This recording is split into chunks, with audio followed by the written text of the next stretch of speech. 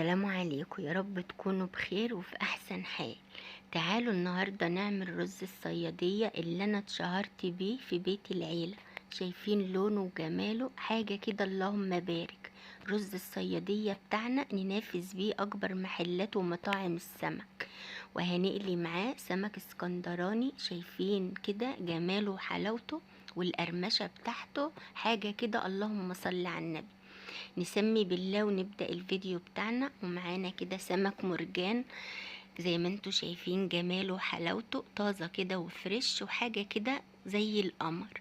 نغسله بقى كده ونعومه في المية من غير نقع، ولا نحط عليه خل ولا نحط عليه حاجة.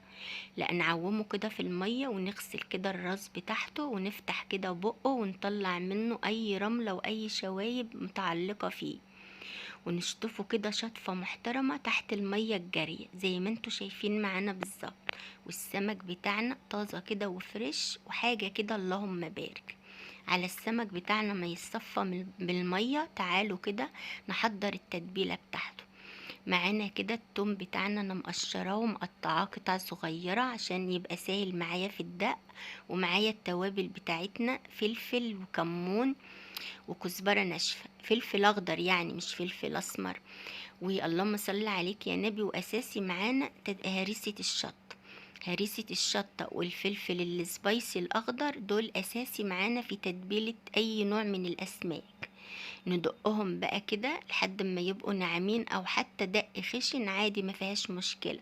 احنا هنتبل بيها السمك، نرشه كده التتبيلة على السمك ونقلب بقى كده فيها السمك من بره ومن جوه ومن عند الراس كده. نحشي كده النخشوش بتاعه علشان الطعم بتاع السمكة يبقى محدق كده وشارب من التتبيلة. ننطل بقى كده السمك بتاعنا في المصفى عشان التوم يتغلغل او الدقة تتغلغل كده في كل حتة في السمك. بعد كده نجيب ليمونة او ليمونتين ونعصرهم على السمك علشان يدوله ريحة حلوة، وكمان هيدوله قرمشة واحنا بنقليه. بعد كده ما عصرنا الليمون نغطي بقى كده على السمك وندخله التلاجة علشان الجو حر. على ما نحضر رز الصيادية، في حلة على النار هنحط فيها شوية من الزيت يقدحوا كده ويسخنوا جامد يعني.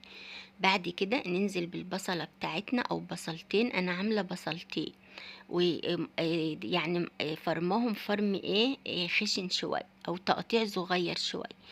بعد كده ننزل عليهم برشة من الملح علشان كده يبقى لون البصلة متوحد وكلها لون واحد. خلاص كده البصلة خدت اللون الاحمر اللي احنا عايزينه. ننزل بالتوابل بتاعتنا، رشة فلفل اسمر، رشة كزبرة ناشفة، رشة كمون، ومعلقة من هريسة الشطة، ودي اساسي. ولو عايزة تحطي تتبيلة من السمك حطي، مفيهاش اي مشكلة، هتديكي برضو طعم حلو للرز. بعد كده ما شوحت التوابل مع البصلة، ننزل بقى عليها كده بالمية المغلية. انا بقى طبعا عارفة عيار الرز بتاعي وعارفة عيار ميتي. زودت بقى كده المية اسيبها لما تغلي. بعد كده كنت غسلة الرز ومحضراه مع جنبي، لما يتصفى نزلت بيه كده ونقلبه تقليبة. في الوقت ده ندوق بقى كده الحدق بتاعه او نظبط كده الملح بتاعه. خلاص انا لقيته محتاج كده رشة من الملح عشان احنا حاطين ملح على البصلة. نزلت كده برشة من الملح وسبته يغلي على نار عالية على ما يتشرب معانا. اهو كده اتشرب كده الرز معانا. شايفين كده اللون بتاعه جماله حاجة كده، اللهم بارك. حاجة كده، اللهم صل على النبي. رز الصيادية بتاعنا ننافس بيه اكبر محلات ومطاعم السمك. خلاص كده الرز بتاعنا اتشرب، نحطه بقى كده على نار واطية، نهدي عليه النار ونسيبه بقى كده لما يتلدن خالص. في الوقت ده احنا حاطين كده الزيت بتاع السمك يقدح على النار. هنا بقى كده الرز بتاعنا كده كان اتشرب وتلدن كمان. شايفين لونه وجماله حاجة كده، اللهم بارك. شوية رز صيادية زي ما قال الكتاب بالظبط. احنا حاطين زيت السمك يقدح، ناخد بقى كده السمك وننضفه من التتبيلة، وبعدين نقلبه بقى كده في الدقيق وننفضه برضو. بعد كده ما نقلبه في الدقيق علشان برضو الزيت بتاعنا ما يتحرقش بسرعة.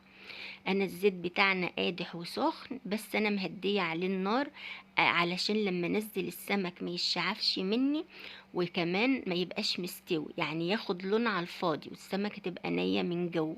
لا، نهدي النار، وبعد ما ننزل بالسمك نخلي بقى النار كده متوسطة، لا هي عالية قوي ولا هي واطية قوي. لو واطية قوي ينشف منك ويقدد منك، لو هي عالية قوي ياخد لون بسرعة ويبقى مش مستوي. انا هنا السمك بتاعنا واخد اللون الاحمر، احنا بنحبه اللون الاحمر ده في السمك، نحبه السمكة كده يكون لونها احمر، تبقى مقرمشة من بره وفي نفس الوقت اللحم بتاعها يبقى طري من جوه.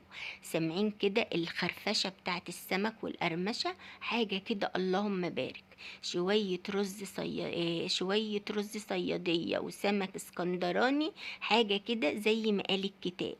كمان بنقلب كده السمك على جنابها وعلى من جميع الجهات وعلى سيفها كده لحد ما تاخد اللون كله بتاعها يبقى متوحد.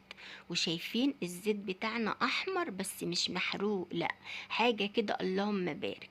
عشان عمايل بحب كده وبالراحة وبالهداوة تاخدي اكل كده محترم، وتاخدي اكل ونتيجة زي ما قال الكتاب بالظبط. شايفين لون السمك بتاعنا؟ يعني الطبق ده لو كلناه بره هندفع فيه شيء وشويات، مع طبق الرز الصيادية بقى وشوية سلطة لا هتدفعي مبلغ.